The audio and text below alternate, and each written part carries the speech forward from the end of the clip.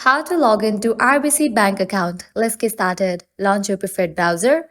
At the top, you'll see the search box. Over there, type in RBC bank login and search for it. Different website links will appear. Navigate to this one website option. Personal banking, RBC Royal Bank. Open it. You will be directed to the official website. Now click on this option of sign in given at the top right corner. With that, you land to the login page. Now from here, you can easily get access to your account. All you have to do is provide the credentials of your account.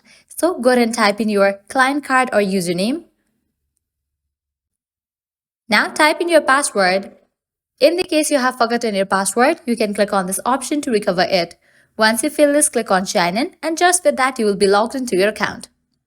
So this way you can easily log into RBC Royal Bank account. At the end, if you guys find this video helpful, don't forget to like, share and subscribe to our channel. Thanks for watching.